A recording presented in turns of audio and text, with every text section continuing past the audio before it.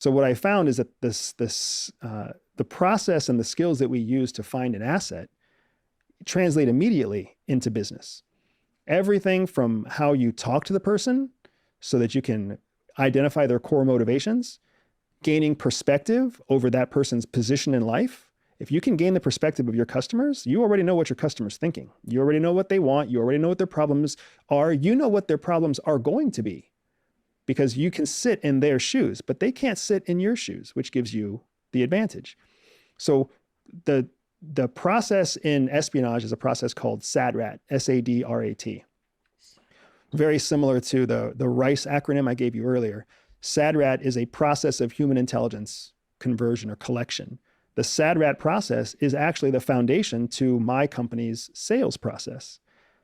All of our marketing for digital sales, all of our human interactions, all of our upselling and everything else, all falls into the same SADRAT process that I learned at CIA, only we use it for sales and we use it for marketing.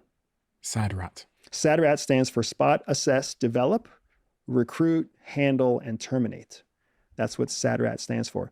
And in classic US government acronym jargon, handle starts with an H, but in the acronym we use the letter A. Spot, assess, develop, recruit, handle, terminate. Spot means you find a potential client, right? Recruit means you sell that client on your product in exchange for your product in exchange for their money, right? Assess is a step that we use at CIA to determine whether or not somebody will be a good, productive client. Oftentimes in sales, people skip that step. Yeah. They don't think about a good, productive customer. A good, productive customer has lifetime customer value. A good, productive customer turns into referrals, turns into positive reviews and positive ratings. They have infinite value more than just the money they give you in exchange for your service. Assess is a critical piece in the CIA recruitment process. It's also a very important piece in my company. I'll tell you something which kind of validates that from my own experience before we continue on that point of assess. In the first couple of years of my first company, we would just take any customer.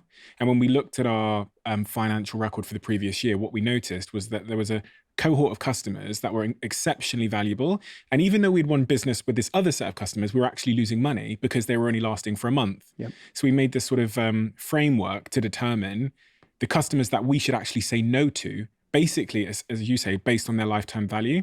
And we figured out that there's a certain type of brand that has a certain size budget, that has a certain number of employees, that is trying to solve a certain type of problem that would be exceptionally profitable for us. So when we got the inquiries coming through our website, we were now looking at the inquiries through that lens and measuring them through that lens, because it became so clear that all of our best customers fit into the sort of top right of this sort of Venn diagram. And that's what I hear when you say assess. And it was absolutely game-changing for our business. But most entrepreneurs will just take every customer and they think of all of them as having the same potential in lifetime value. Exactly. You just nailed the word, game-changing. You can play the game by just selling to anybody. But if you want to change the game, you have to make sure that you're selling to a very deliberate cohort of customers, because those customers not only yield more revenue per customer, but they bring in more customers like them. Which is where you get an exponential level of not revenue, but profit. Just like you said, you talked about a very profitable group of clients, not a high revenue group of clients.